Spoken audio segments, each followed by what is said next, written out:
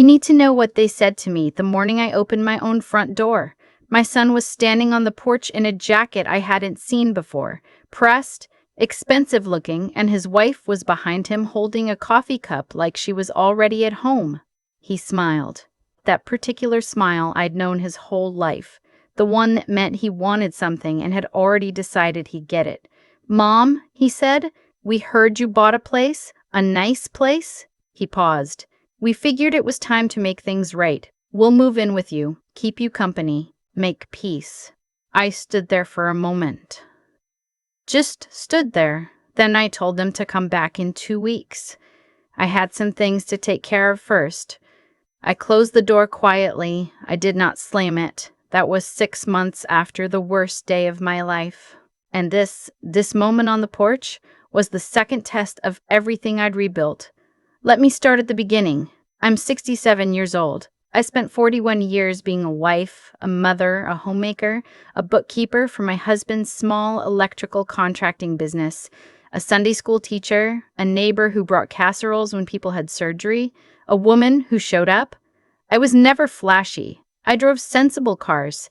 I clipped coupons until my late 50s. I told myself that a life of service was its own reward, and mostly I believed it. My husband, Walter, died of a heart attack on a Tuesday in October, 3 years ago. He was 69. We'd been married 43 years. He was a good man, a quiet man. He handled the finances and I let him, which I now understand was a mistake. Not because he was dishonest, but because it left me entirely unprepared for what came after. Our son Derek is 41. His wife Cassandra, she goes by Cassie, is 38. They've been married 9 years and have 2 children, 8 and 5. They live 40 minutes from the house where Derek grew up, the house I lived in for 38 years, the house Walter and I paid off in 2009.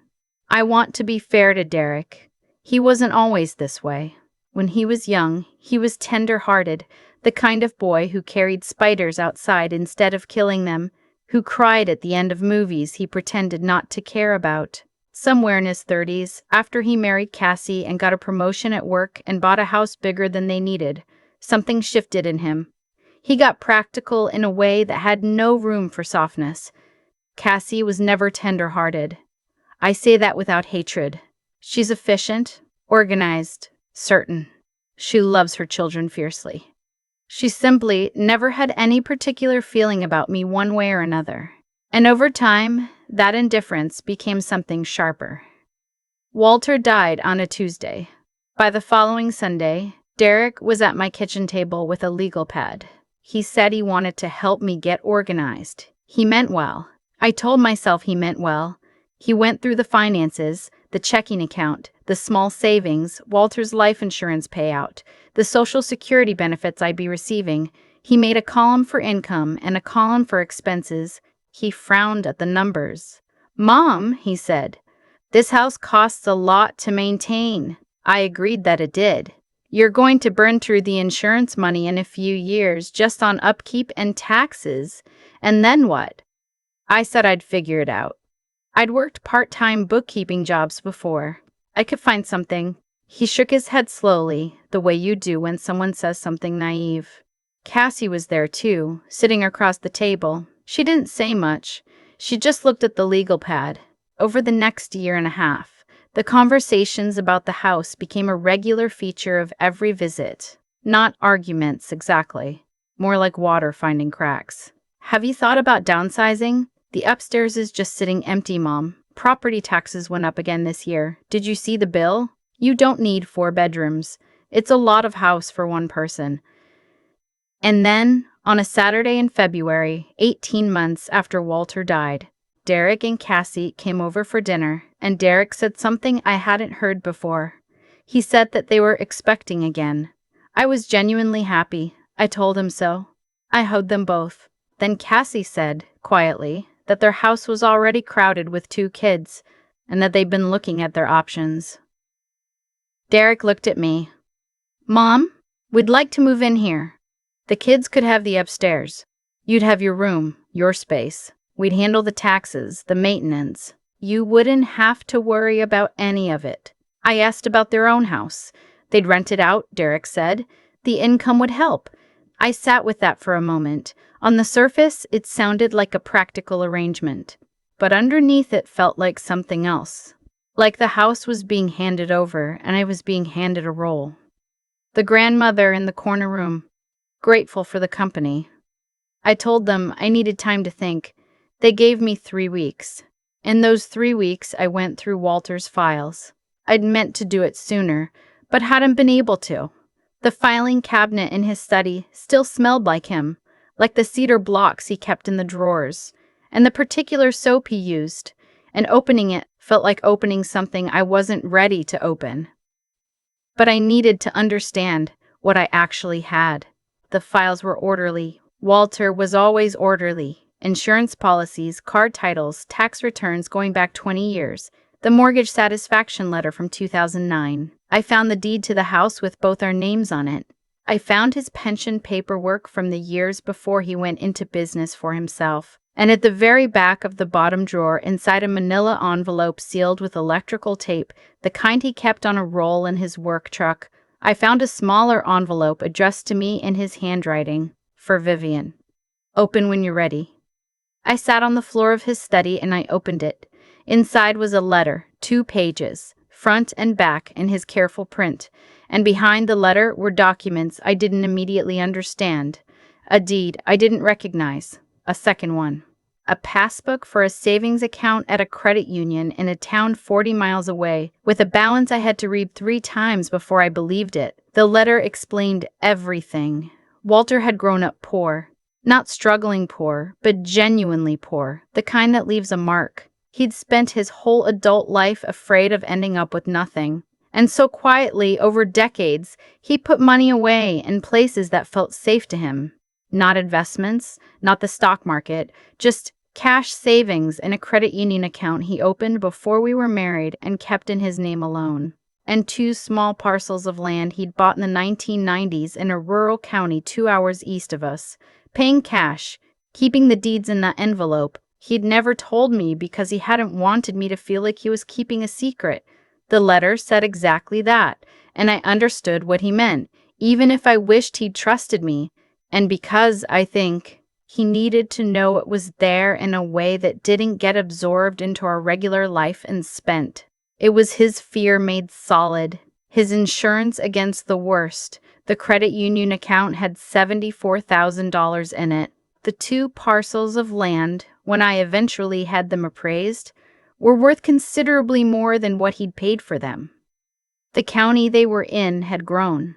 I sat on the floor for a long time. Then I called my friend Ruth Ann, who is 70 and sharper than anyone I know, and I told her what I'd found. She drove over that evening and sat at my kitchen table while I spread the documents out. And she read everything carefully, and then she looked up at me and said, "Vivian, nobody knows about this?" "Nobody," I said. "Good," she said. "Don't tell anyone yet. Get a lawyer first." I got a lawyer. His name was Mr. Okafor, and he worked out of an office downtown that smelled like good coffee, and he was patient and thorough and did not make me feel foolish for not having known any of this. He confirmed that the credit union account transferred to me automatically as Walter's surviving spouse. He helped me navigate the land deeds, which required some legal work to properly transfer title. He explained my options. I did not tell Derek any of this. I told Derek and Cassie that I'd thought about their proposal and I was willing to try it. I asked only that we write up a simple agreement. Just for clarity, I said, to make sure everyone understood their responsibilities.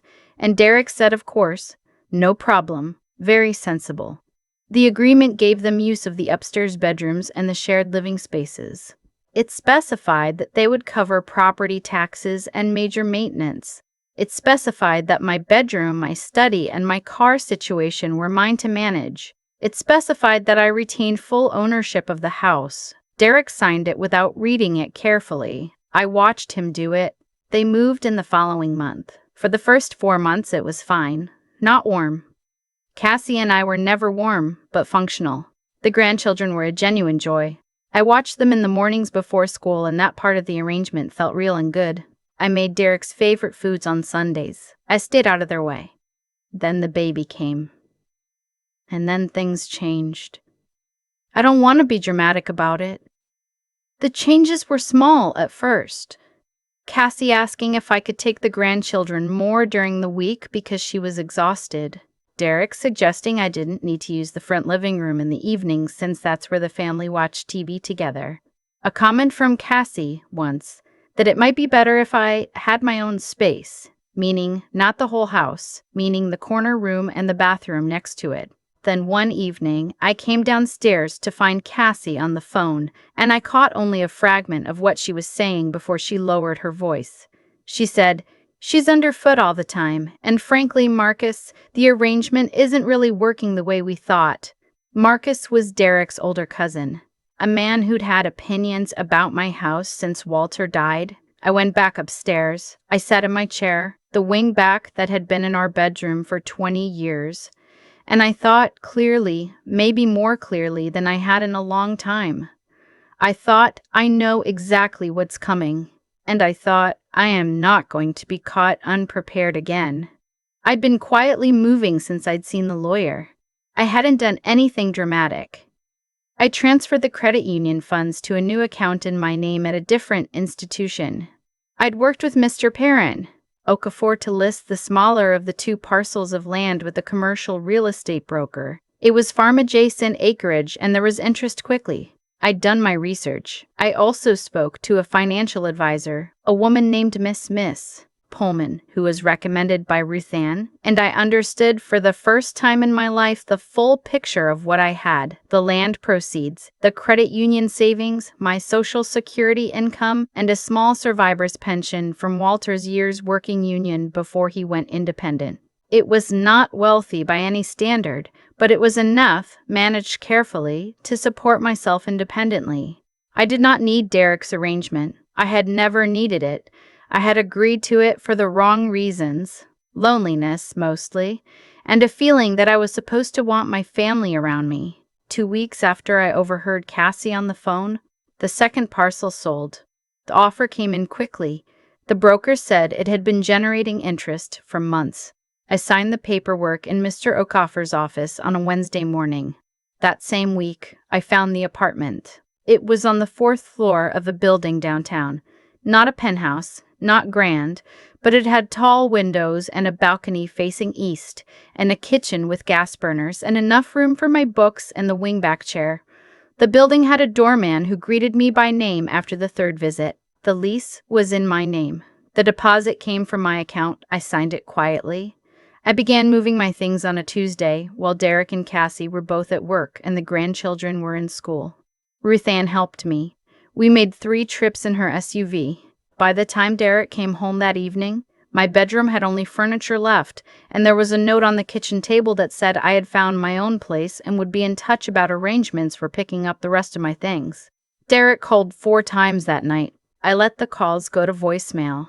I was sitting on my new balcony with a glass of iced tea and a book I'd been meaning to read for 2 years, and the evening light was coming through the east-facing glass, and I did not feel ready to talk. I called him back 3 days later. He was upset. Not the kind of upset that holds guilt in it, the kind that holds inconvenience. Who was going to manage the house? What about the taxes? What about the children's school routines? I told him the agreement we'd signed was void since I'd left the property. I told him he and Cassie were welcome to stay in the house temporarily while they made other arrangements, but I'd be listing it for sale by the end of the quarter and he should plan accordingly. Mr. Okafor sent the formal letter the next morning. Derek's tone changed on our next call. He asked where I was living. I told him downtown. He asked how I was affording it. I said I had my own means. A silence. Then, "Dad didn't leave you much, Mom." I saw the accounts. He saw the accounts I showed him, I thought. He saw the accounts I showed him, I thought. He saw what I let him see. "I've managed," I said. The months that followed were the quietest of my adult life, in the best sense. I learned to live alone in a way I'd never had to, cooking for one, which at first felt melancholy and then felt like freedom, choosing what to watch in the evenings without negotiating, waking up and deciding how to spend the morning without anyone needing anything from me immediately. Ruthann came for dinner every other Thursday. I joined a book group at the library branch 4 blocks away. I started doing the bookkeeping part-time again for a small nonprofit that a neighbor was involved with, just to stay sharp, just to feel useful in a way I chose. My Social Security covered the rent with enough left over for groceries, utilities, and a modest amount for savings. The land proceeds sat carefully invested. Miss Pullman managed that and grew slowly, the way she said it would. I did not tell my son any of this. He called periodically. The calls were never quite warm, but they were never hostile. He asked how I was. I asked how the children were. We found a thin, polite equilibrium. Then one afternoon, 4 months after I moved, he called and the tone was different. He said he'd heard I had an apartment downtown. He said someone had seen me, I didn't ask who, and described it as a nice building. There was a question underneath what he was saying that he hadn't quite asked yet. He asked it on his 3rd call that week. "Mom, did Dad leave you more than you told us?" I said Walter had provided for me and that I was grateful. "That's not an answer. It's the only one I have for you right now," I said. Derek and Cassie arrived at my door on a Sunday morning in early spring. I had been awake since 6. I'd made coffee and read the paper and watched the light come up over the building across the street. I was in a good state of mind. He was in that pressed jacket I mentioned. She had her coffee cup. The children were not with them. He said they'd heard I'd bought a place. He'd upgraded it in his telling from an apartment to something bigger. Or maybe he genuinely believed the rumors that traveled through the family at their own pace. He said they wanted to make peace. He said they thought they could work something out. He used the phrase, live together, without any apparent awareness of the last time they'd used those words. I told them to come back in 2 weeks. I had some things to take care of first. I closed the door quietly. I spent those 2 weeks thinking carefully. Not about what I owed them. I was past that confusion. I was thinking about what I wanted, not what was just or fair in some abstract sense, not what would look right to other people, but what I, Vivian, 67 years old, actually wanted from the remaining years of my life. I wanted peace, real peace, not the negotiated ceasefire kind. I wanted my son in my life. I wanted to know my grandchildren. I did not want Cassie in my space every day, and I was honest with myself that this was not likely to change. I called Mr. Okafor. I told him what I was thinking. He said he could draft something. When Derek and Cassie came back 2 Sundays later, I made coffee and put out the good cups, the ones with the blue rim that had been Walter's mother's, and I sat across from them at my kitchen table with 2 chairs and a view of the balcony, and I let them say what they'd come to say. Cassie did most of the talking. She said they'd been reflective. She said they regretted how things had unfolded. She used the word reconnect. She said the children missed me. That part was true, and I let it land the way it deserved to. Derek said he wanted a fresh start. Then I slid 2 pieces of paper across the table. I told them it was an agreement. I told them to read it before they responded. It was not complicated. It said that I would have dinner with Derek and the grandchildren twice a month at a location of my choosing, and that those dinners were mine to cancel or reschedule without explanation. It said that I would attend the children's school events and programs when I was able. It said that any financial conversations between Derek and me were to be initiated by me, not by him, and that questions about my personal finances were off the table entirely. It said that Cassie's name was not on the agreement because I was being honest with myself, and with them that my relationship with Cassie would be limited and civil, and I was not going to pretend otherwise. It said that if these terms were honored for 12 months, I would revisit the conversation and consider what more I wanted to offer. Derek read it twice. His jaw worked, but he didn't say anything right away. Cassie read it once and looked up at me. "You're serious," she said. "I'm always serious," I told her. Derek asked why. I said, because the last time I entered an arrangement with you two without protecting myself, I ended up overhearing a phone call where Cassie described me as underfoot. I said it without heat, just as a fact, the way you state the weather. The room was quiet for a moment.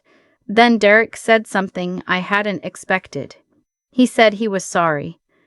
Not the reflexive kind of sorry.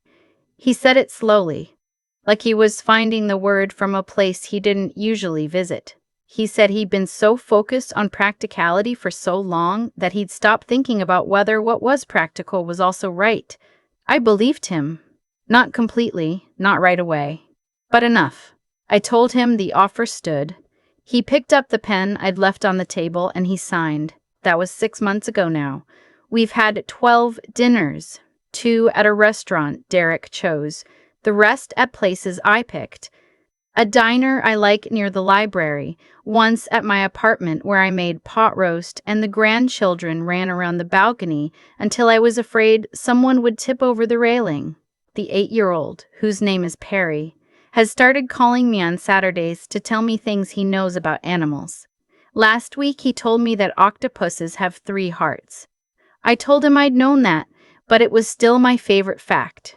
Derek and I talk about something other than logistics now. Occasionally. Not often. But sometimes he calls just to tell me something that happened at work, or to ask my opinion on something. Not my finances, not the house, just my opinion. And I can hear in those moments the boy who carried spiders outside. Cassie is civil. She will always be civil. I have accepted that this is what we are to each other, and I no longer want it to be something else. There is a freedom in that honesty. The house sold in April. The market was good. The proceeds are invested. I do not need to tell anyone how much. What I will tell you is this. Walter used to say that the things we keep quietly are often the things that keep us. I think he meant it about love, about loyalty, about the small daily choices that add up to a life. But he was also right about the other kind of keeping, the envelope in the bottom drawer, the deed with my name on it, the account he opened before we were married in a credit union in a town 40 miles away because he'd grown up poor and afraid and loved me enough to make sure I'd be okay even if he couldn't be there to see it.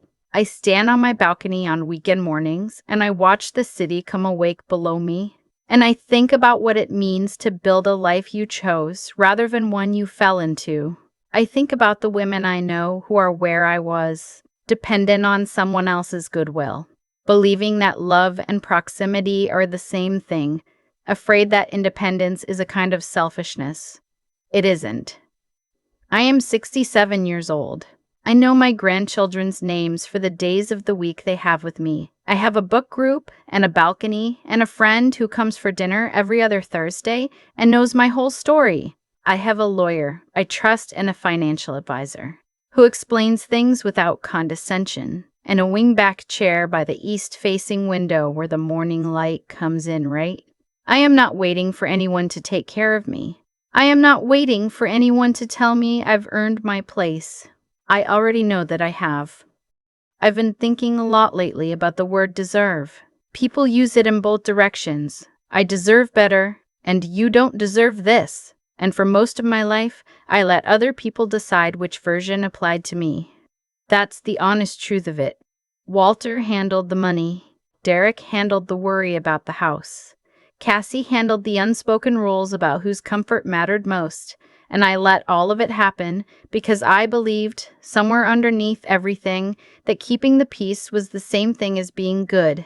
It isn't. I know that now. What I went through wasn't unique to me. There are women everywhere, women my age, women younger, who have spent decades being capable and competent in every way that didn't threaten anyone, and then found themselves surprised when that wasn't enough to earn them a seat at the table in their own homes. We confuse love with need. We confuse loyalty with smallness. We stay quiet because we've been told that staying quiet is gracious, when really it just makes us easier to overlook.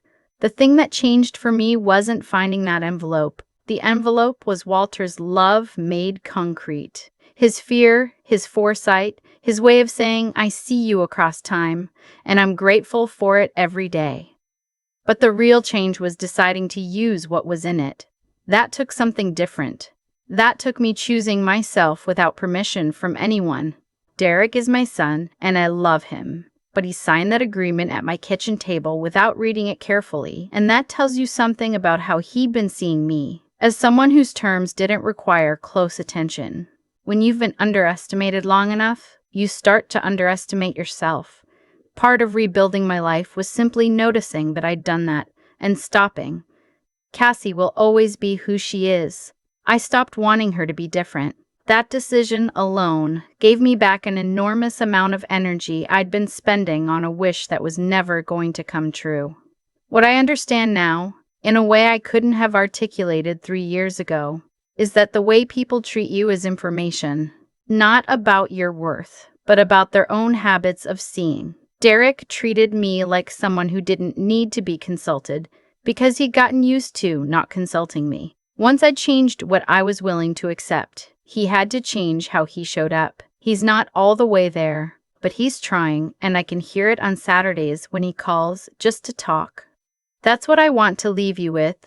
Not a lesson, exactly. More like what I'd say to myself at 50 or 40 or any age before I knew what I know now.